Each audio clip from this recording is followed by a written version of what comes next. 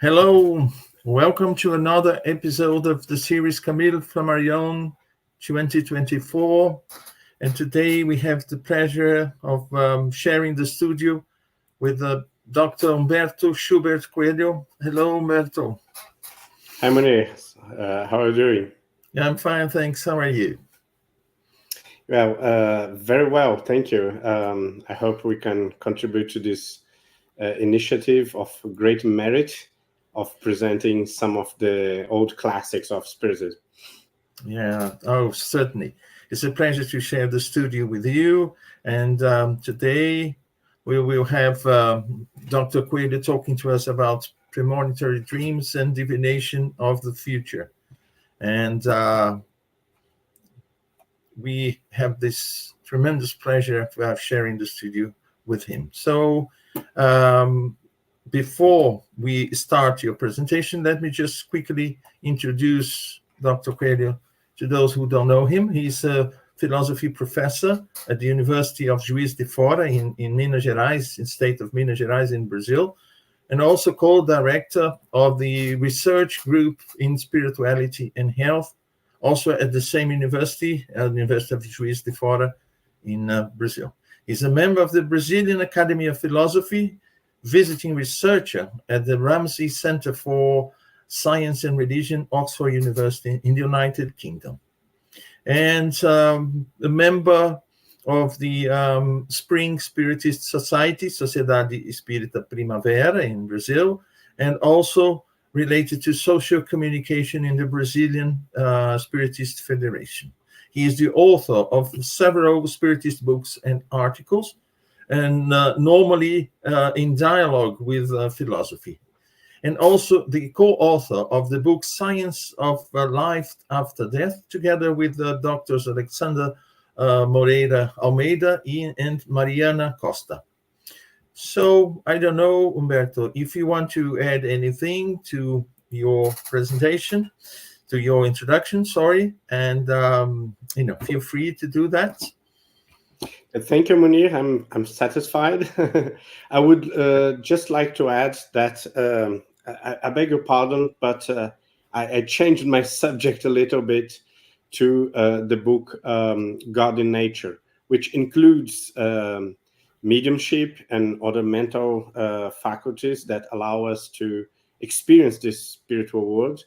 But I will try to remain more in my comfort zone, which is metaphysics and the relationship between science and religion. And so. Yeah, I think there's no problem in that, because we know that Camille Flammarion, in many of his books, he talks about the same subject, sometimes from a slightly different perspective, but the subjects, they are, all related, and you will find, topics related to a certain subject in most of his books, if not all of them. And of course, those dealing with spirit phenomena, because he also has books which are basically in astronomy, and but we can find the subjects, basically in all of his books. And even the topic of today, the topic that was chosen today, is part of a book, is actually an article within a book. And the subject, as you mentioned, you can find that same subject in all the books, or most of the books, his books.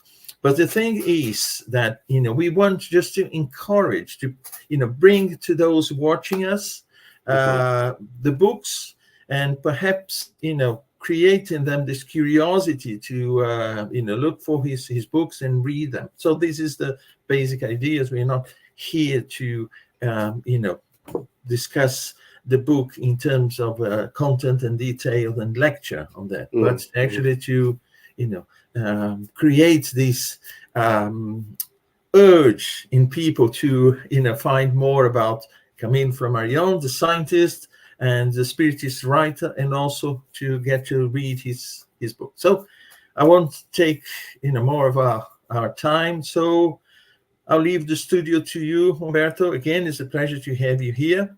So I'll be backstage if you need me, but the studio is all yours. Okay, well, I'm very thankful for this opportunity. And I hope we can stimulate people to actually reading Camille Flammarion's works, which are invaluable, of extreme importance to the correct understanding of some key subjects, such as, for example, the plurality of inhabited worlds. He was maybe the strongest advocate of life in other worlds, in other planets.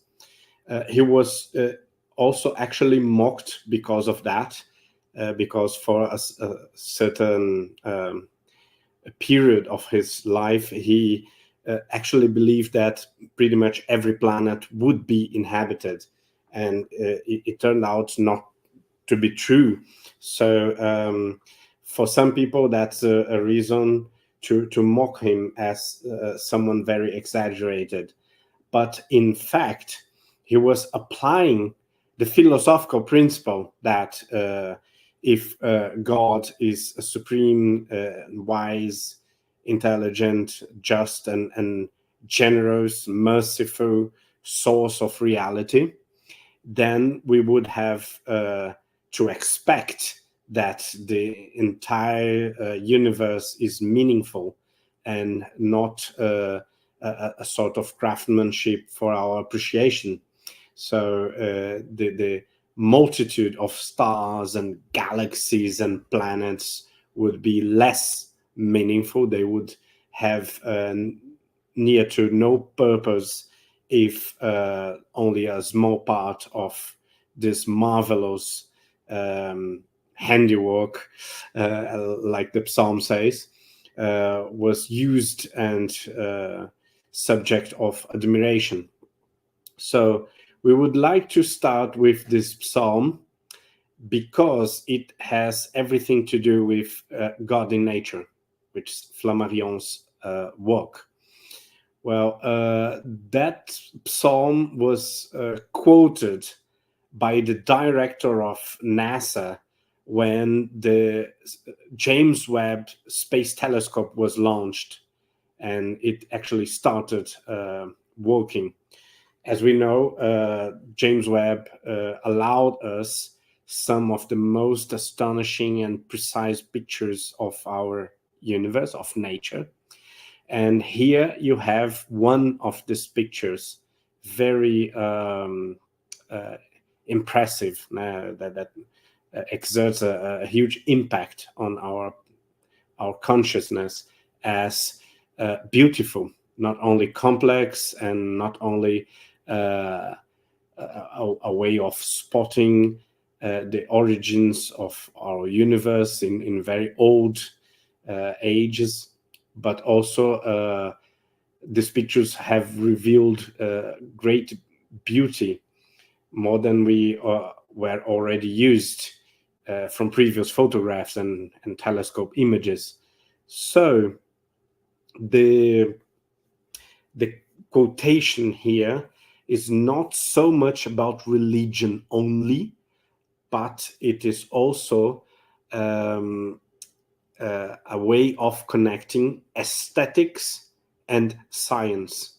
Because when we say the heavens declare the glory of God, the writer, the poet, King David probably, that wrote this psalm was thinking about how the starry sky reveals or declares or proclaims the beauty of creation.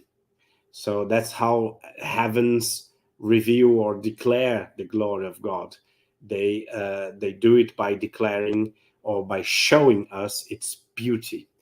And in the next sentence, he says, and the firmament proclaims the work of his hands. It is another way of promoting science or a rational analysis of what nature is showing us, because the firmament reveals the maker. Creation, or what was made, as nature, as creation, reveals the maker.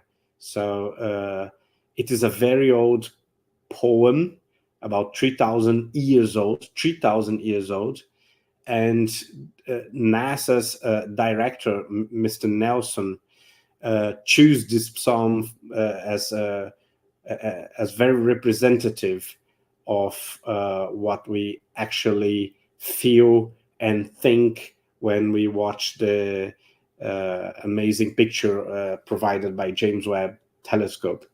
So starting with Flammarion himself, in the next slide, please. The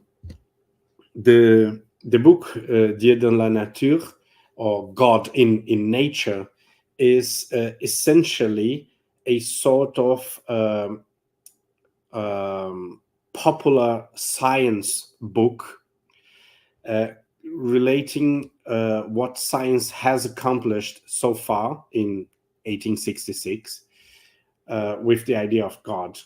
And materialism was already strong at the moment, and it was getting stronger and stronger every decade, until the point of, as we know, communism and fascism in Europe, and extremely materialistic society in the United States, and the degeneration of civilization throughout the entire 20th century, the destruction of the world, all the processes that we now acknowledge as harmful and as processes that should be checked, should be put in control by a larger and more integral understanding of life.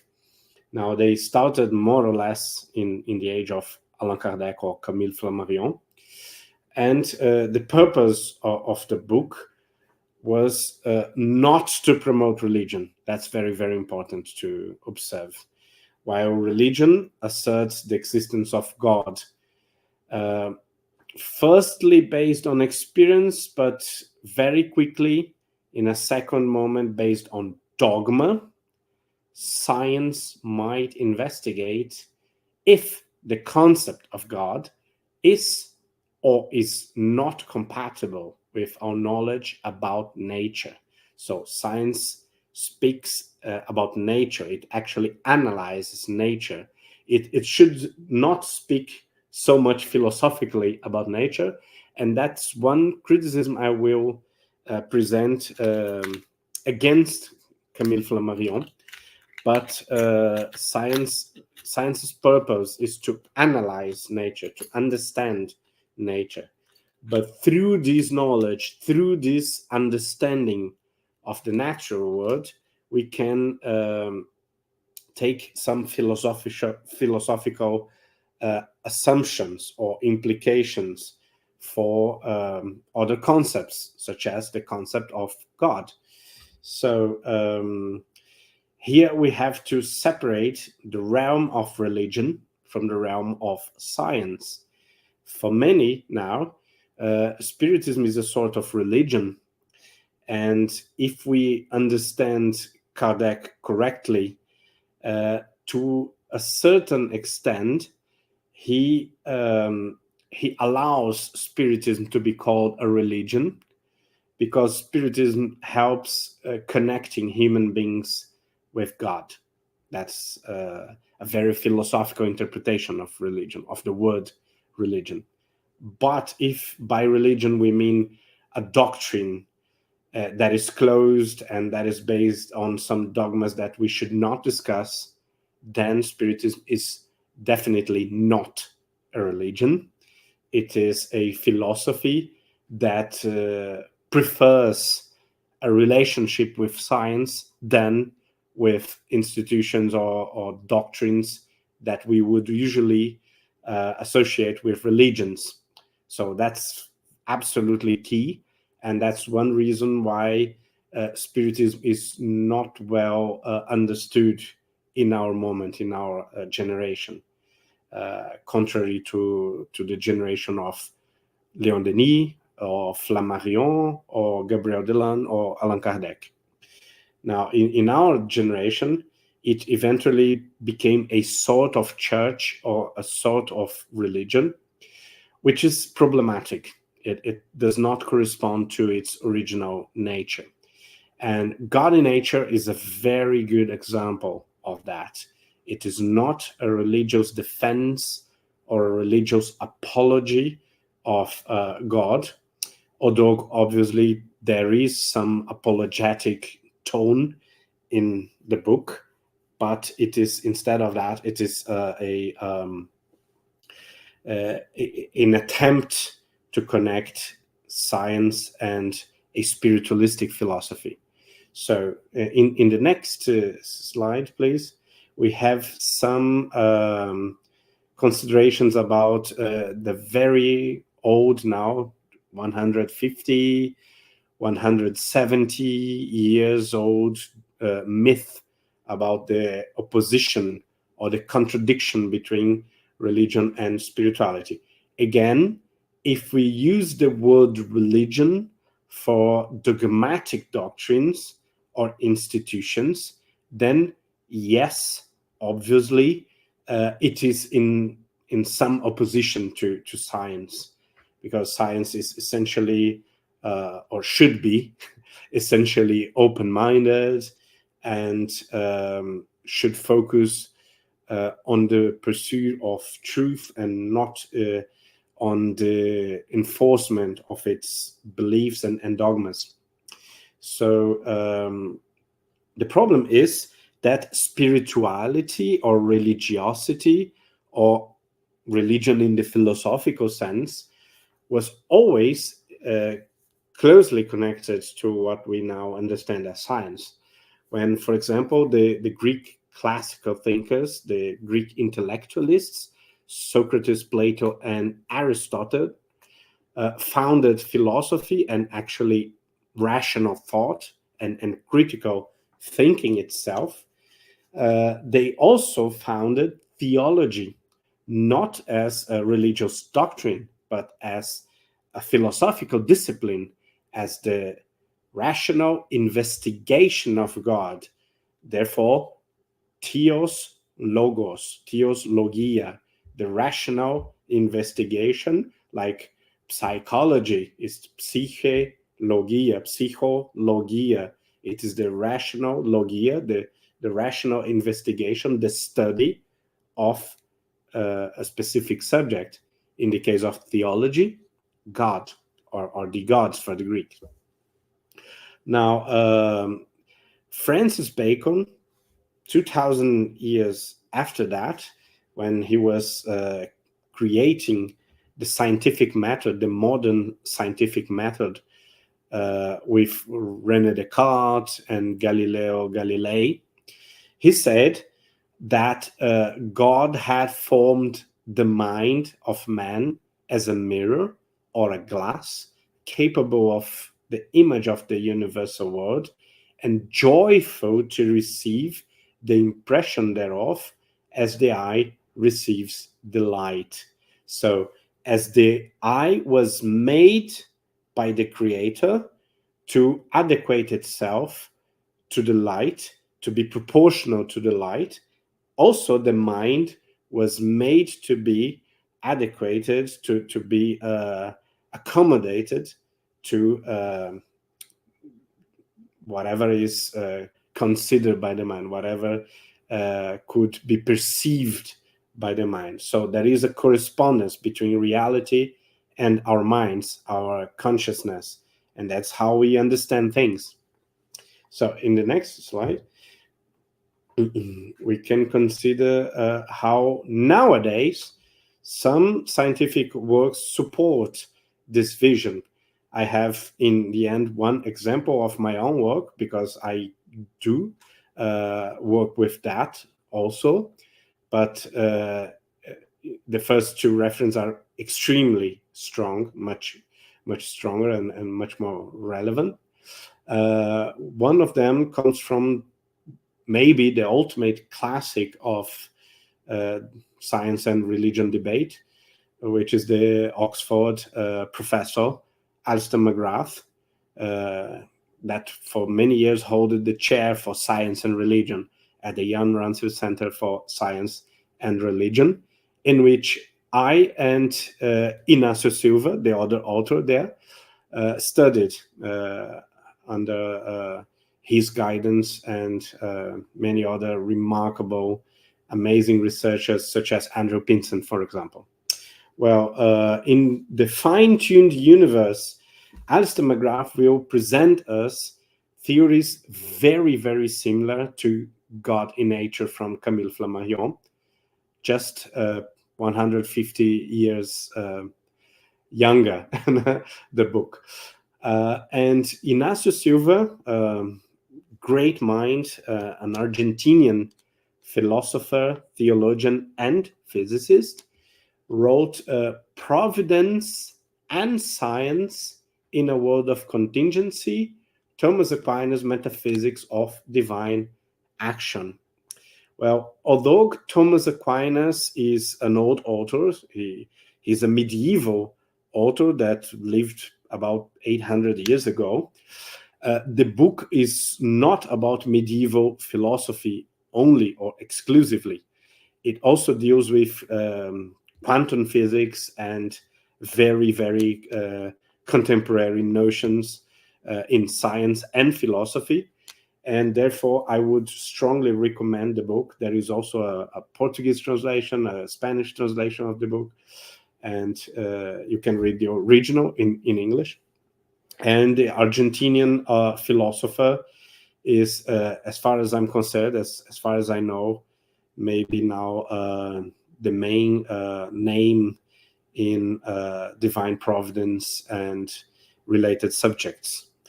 In the next slide, please. Well, let's come to Flammarion himself. I always like to criticize the authors I'm analyzing, and I will be very harsh, very respectful, but very harsh with Flammarion, because I believe that I strongly believe that Spiritism is a philosophy and not a religious cult in which we should worship our authors or consider them untouchable authorities that should not be questioned. On the contrary, I always make a critical reading of all books from mediums or whatever, from the Bible, from the Gospels and so.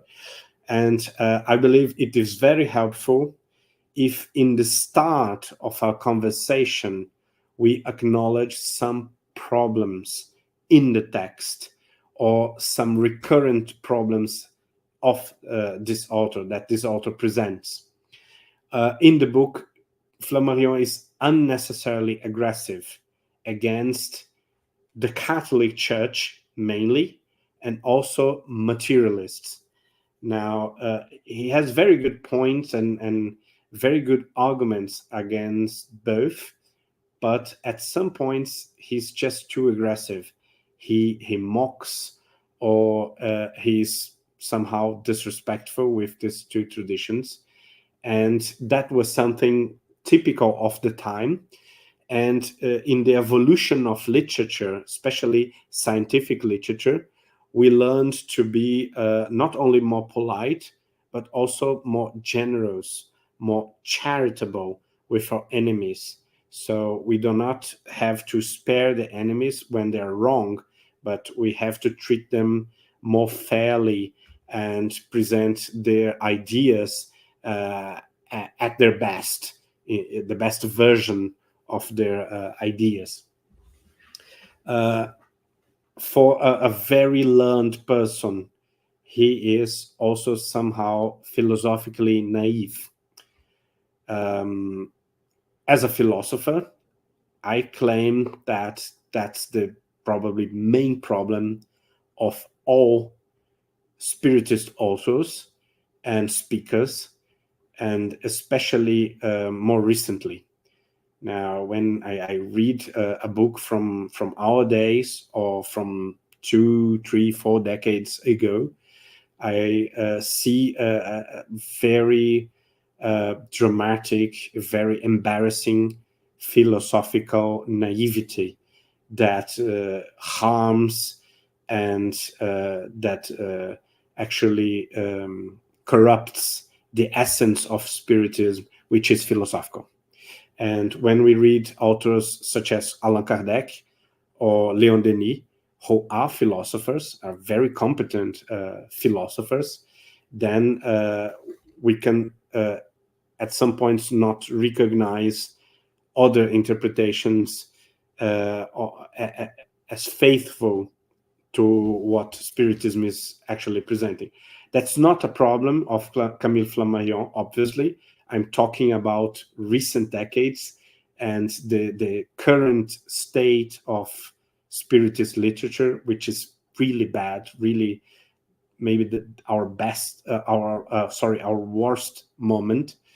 But in Flammarion's time, we can already spot that some Spiritist thinkers, they are just not up to the task of presenting the philosophical aspects of Spiritism correctly. And he also made some naive assertions and even small mistakes about the history of philosophy. But in his defense, I will talk about that later. He is also very learned. He is a very well-educated man. Difficult to find, a sort of man difficult to find in our days. And if he has flaws in his presentation of philosophy, it is only because he presents philosophy and philosophical notions very frequently. So he commit more mistakes than today's Spiritist speakers and authors who pretty much do not talk about philosophy at all. And at some points, we have to be honest, he has a certain arrogance, a way of putting himself on the top of a long list of opponents or enemies who he is actually diminishing a little bit. So that's very typical of French literature. It is very common of the French culture that you present your adversaries or your opponents in a very negative way.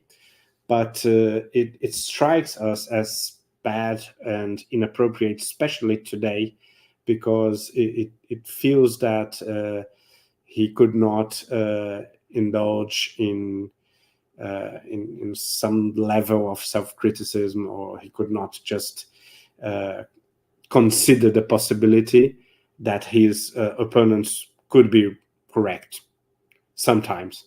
So in the next point, we'll emphasize, obviously, Flammarion's advantages or powers or his great abilities and talents. In the next slide, please. Well, among his many qualities, he was a very, very good writer. Every writer, including romance writer, poetry, poets, and literature writers, would be jealous of his capacity and his virtuosity. He's just pleasant to read. The text reads well and is pleasant throughout the books. He's also a competent scientist. That's his main field is not literature. He's a great writer, but he's also mainly a scientist and actually an astronomer with objective scientific accomplishments. For example, I believe he was the first to detect moons in Neptune and many other astronomical observations. He was a pioneer in some astronomical observations. He detected some celestial bodies, craters, and therefore he has craters and other celestial bodies named after him. But more importantly, he was a very prolific writer of popular science. He wrote actually much more in popular science than in scientific research itself. And he was tremendously popular at his time. He was intellectually honest. Despite being a bit arrogant here and there, he was always looking after the truth and not trying to defend, to sustain, to hold his beliefs only.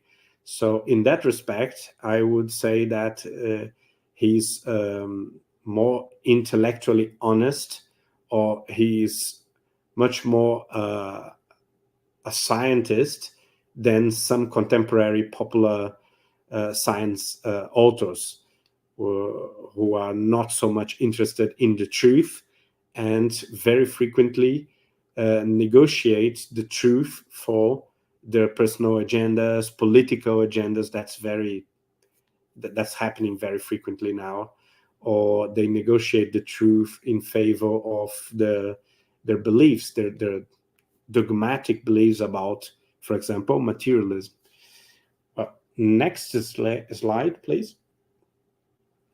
Well, he had a very invaluable asset or two that we now lack in our generation, which was erudition. He was extremely learned in history, philosophy, literature, and obviously science, his main area, his dominant area. He was extremely competent in literature, in history of religion, in history in general, and he was fairly competent in philosophy, not as good as Leon Denis or Allan Kardec, for example, but he was well learned. So he could mention several ancient sources, medieval sources. He was familiar with all the classics, from Goethe to Shakespeare, from Immanuel Kant to Schopenhauer. And because of that, because of this erudition, he was greatly persuasive. He was very, very appealing to the audience or to the public in general. Although his main topic was cosmology, I would say he was mainly a cosmologist, and including his research, also his presentations on mediumship, on dreams, on clairvoyance and premonition. These are subtopics of his view of the world. He has a very, very broad understanding of how nature or how the universe worked. And in this very broad vision, he would have to explain from the formation of the stars and the planets to the beginning of life on Earth, through the biological realms and systems to psychology.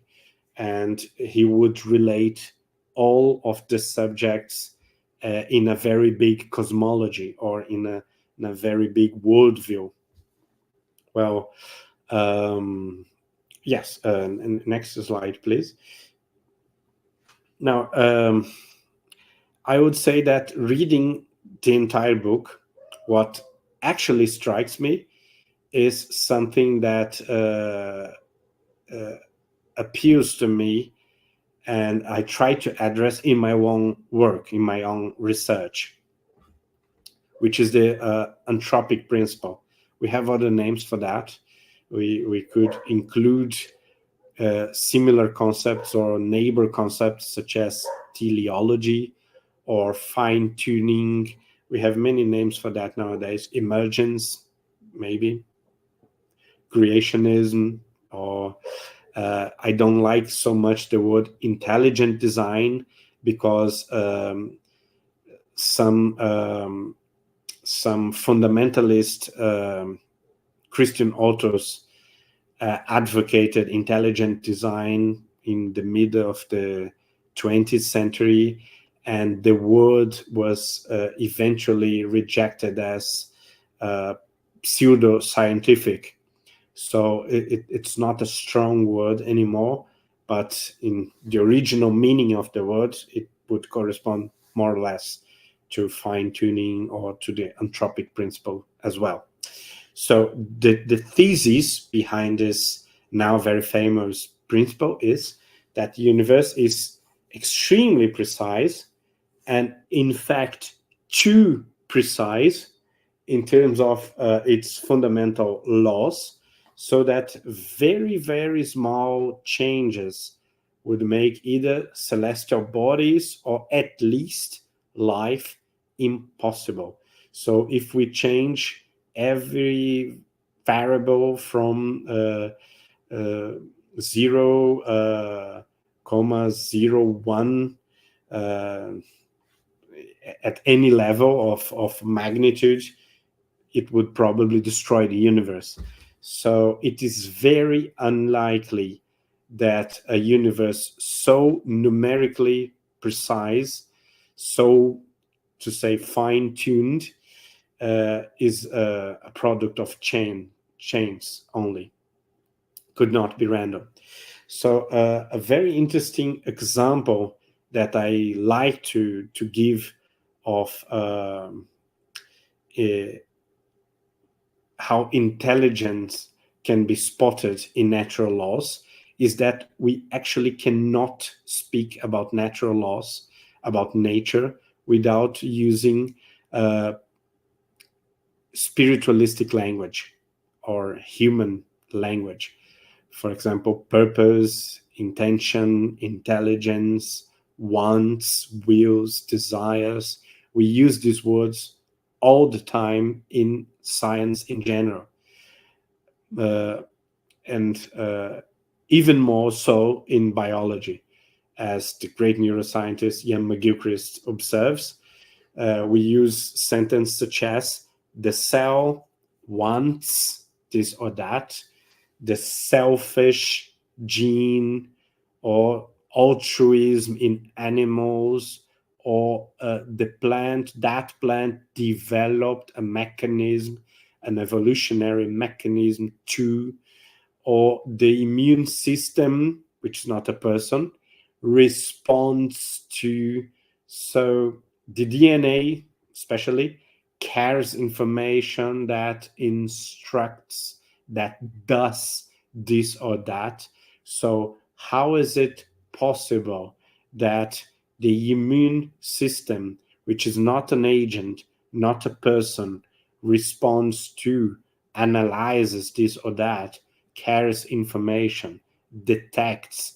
These are intelligent capacities, intelligent faculties, and only agents, intelligent agents, could perform like that. So next, please. Just to play with some numbers, we have here one. The first is related to a fact. The first big number we have here is 10 elevated to 80 potency, which is like a 10 with 80 zeros, is the number of particles in the universe, the actual number of particles in the entire universe. Now, if we speculate, it's not a fact, but if the number of neutrons would have to cover all the empty space in the universe, and there was no empty space, nothing but neutrons,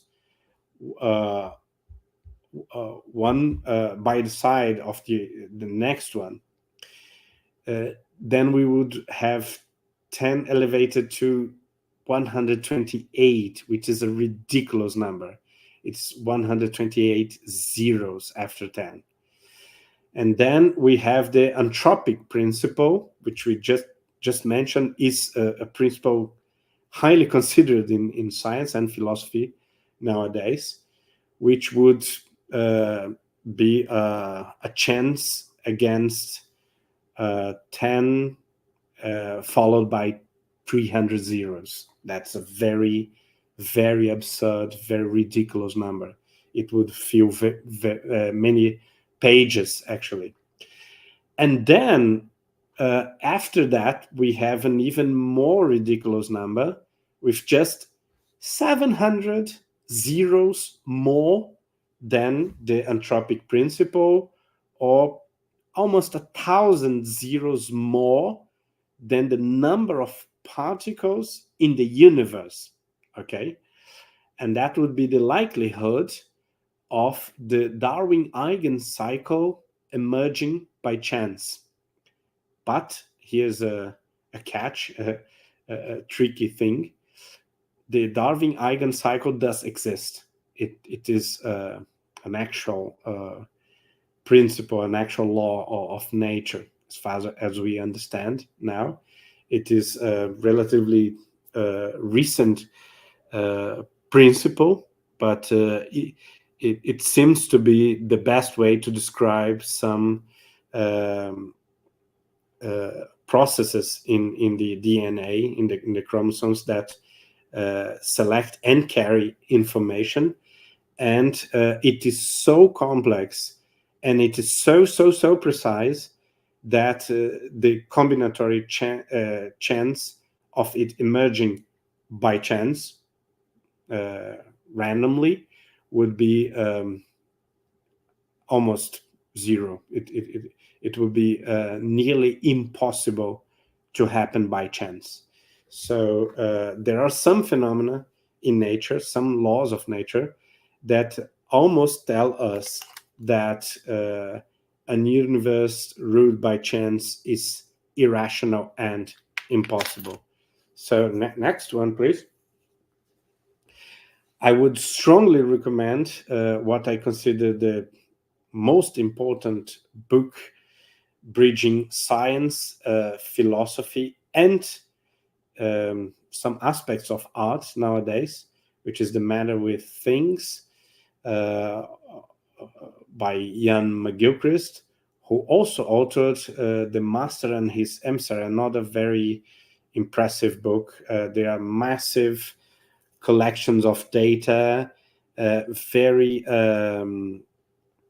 cleverly assembled in order to support revolutionary theses, not only in neuroscience, which is his field, but also in cosmology, in our understanding of the mind, in consciousness studies, and in philosophy of science, in our understanding of how science works, how science performs its job. And so I would say that if anyone wants to make a similar job to Flammarion, Gods in Nature, one would have to start with The Matter with Things, with a broader vision of what science can tell us about reality now, and which are the exact philosophical implications of this very large scientific view of the world that we now have. And so I finished my presentation with this invitation for spiritualists, for spiritists, for whoever thinks freely about these subjects, that we are not satisfied, that we not remain in the same place in our comfort zone regarding the relationship between science and religion, but that we dare to challenge ourselves and to challenge our misconceptions, our beliefs about how these realms should relate to each other. And that can be very fruitful. That could lead us to another creative moment similar to that led by people like Frederick Myers, Flammarion, Denis, or William James, and many other authors 100 years, 150 years ago. Thank you. Thank you, Humberto. Thank you very much indeed. I'm really delighted to, see from the eyes of someone who is, strongly with a strong background in philosophy, to look not only at Camille Flammarion, the subject itself. It's a great, great contribution. I'm sure that those watching us will be delighted as well. And we have to, sort of understand. It's important to bear in mind that all these people, they gave the best of them. Mm-hmm. But of course, they had weak points. They had strong points and weak points. Exactly. And it's important for each one of us, with all this background we are providing. And now, you have, given us strong tools, actually, to look, from your perspective, which, as I mentioned, is of someone with a very strong background in philosophy. Because sometimes, we know a little bit of these science or philosophy or religion, and then we try to make sense or to establish, where these people are. Camille Flammarion, Léon Denis, Gabriel Delanne, and all of them, of course, Kardec as well. But, it's been very, very good. And I'd like to ask you something, and, correct me if I'm wrong. I see you mentioned that, some of the weak points of some of the negative aspects of Camille Flammarion's personality was that he was a bit too aggressive and arrogant at times. But don't you think that during that period, half 19th century, to establish yourself as, a scientist, and you had two great enemies, the churches and materialists. They were also very aggressive. We see books, we see that. So the environment was aggressive. Exactly. I think that you might establish yourself being, very emphatic, being very, how would I say, I forgot the word now, but, strong in your points, and, going as far as being a bit aggressive. Otherwise, you would be devoured, eaten by these people. I mean, absolutely. I think it's excusable and justifiable, and obviously, in a couple of years from now, people will watch this presentation and they will make a list of the mistakes I committed, and that's perfectly natural. So we are determined by our limitations to some extent, and that's not a way of diminishing anyone's contribution or anyone's goodwill and merits. So I consider these people my friends, and in a fair analysis, in an honest analysis, I always try to list not only the contributions, but also the problems or the weak spots, not necessarily the flaws, but the weak spots. If the text would be rewritten now, I think the author would have to be more careful with that attitude. And so, but it's a 150 years old text, so it's perfectly natural that in an extremely aggressive environment in France, which is by far the most aggressive culture in Europe, it is very, very aggressive literature. It was always like that since the Renaissance. If we read, for example, Rabelais or many other authors, it's 10 times more aggressive than other aggressive authors, such as Thomas Morus in England or Erasmus in Holland. And then we have Voltaire, Diderot, Molière, Jacques Rousseau was not so aggressive, but also a little bit. So it is a cultural tradition. And as a learned French man, in a moment of clash between church and materialistic science, where people were usually very arrogant and very presumptuous in saying, well, you are all wrong, I am right. So that was the typical tone in literature. That was the standard. And at the same time, I think it is important because to be critical with our great writers also help us to protect ourselves from becoming a cult, from becoming a dogmatic religion, which is a process that I believe is in course. It is happening now. We are moving in that direction. We should not criticize Chico Xavier.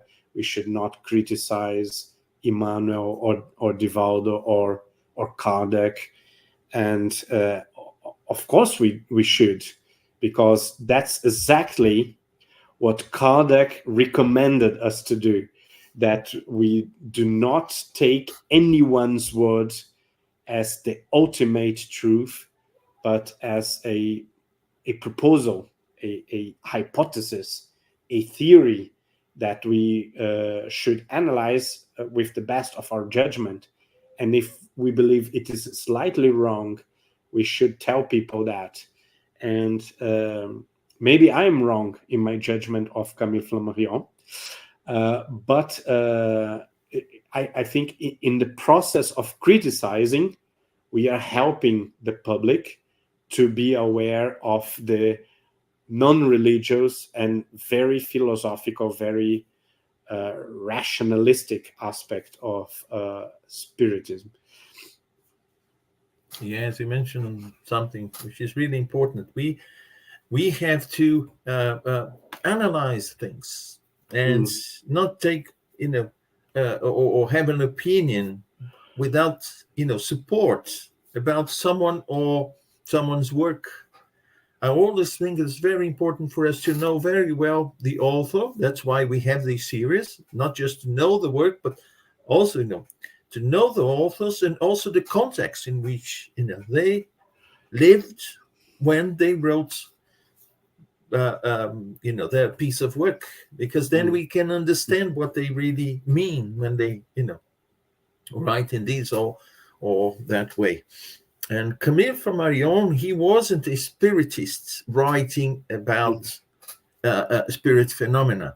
He was a scientist writing about spirit phenomena. So exactly. Charles mentioned in the first lecture in January that Camille Flammarion, right at the end of his life, he wasn't still sure if he was a spiritist or not. Yes.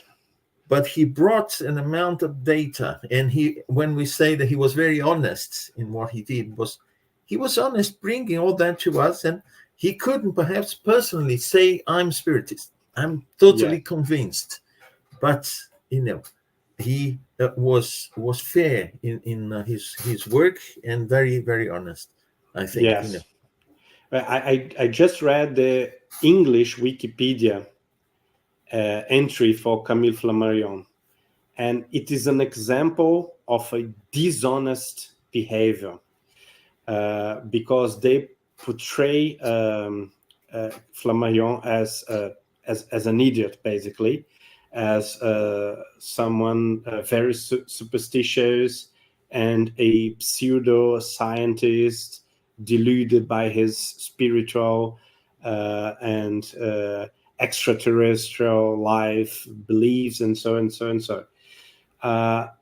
And they do not tell us anything about his accomplishments as a scientist, as an astronomer, about the fact that he was a respected scientist in the scientific community, and about the fact that his popular science books, despite being popular science books and not scientific books, they were well received by the most educated people in France and abroad at the time.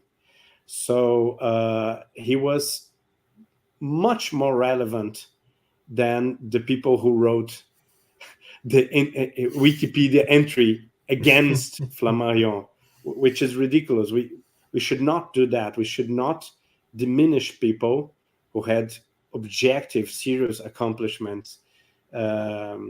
Maybe only if we have superior and far more impressive recognition and accomplishments, which I do not believe is the case, because they're anonymous and the references there are not very relevant. So sorry if I'm offending someone, but if we indulge ourselves in this aggressive tone, this is what happens. I prefer not being aggressive. I prefer to be more generous with everyone. And I can criticize Flammarion, as you all just saw, but I prefer to emphasize his qualities and merits. And in the end, I can have an honest picture of the man if I can criticize him and not worship him as a saint or a hero or a perfect soul. But at the same time, I respect and recognize his accomplishments. Yes, this is what Spiritism is about. Kardec emphasized that so many times. Be rational and analyze. So we can take things, not even Kardec and worship Kardec as if Kardec was Spiritism. No, he did this brilliant work just like all the others. But of course, his work is really, really special by the depth and the amount of his life he dedicated to the work, and the method he used and so on. But none of them, and he wouldn't be happy if we just worshipped Kardec and not the work. Yeah, just the person, and not, an extraordinary man, but a man among men. Yeah. Thank you very much indeed, Humberto. We are running out of time, so very, very important contribution we received as a gift from you today, and this is an invitation for people to read Camille Flammarion's books, and now they have to read and check if what we discussed here and in our previous lectures, they are what they think. It's important that we create our own opinion about that and have the right elements to do that. Not just talking, the negative aspects, emphasizing the negative aspect of someone, or the positive aspect and forgetting that he was a human being just like anyone else, but good aspects and not so good aspects. But to make up our mind and understand the work that he did, and also put that in the right place. Okay, so let me make some announcements before we end. Next month, on the 1st of September, we have with us Dr. Shani Martin. She'll be talking about Lumen. So it's the same time, 7 p.m. British Summer Time.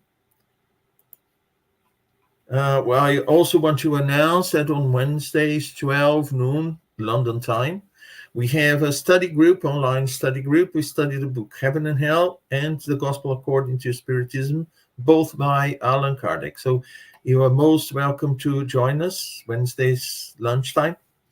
Also on Saturday, 10:30 a.m., Guilherme Dias, John Scamp, and myself, we coordinate a online study of the Medium's book. All invited.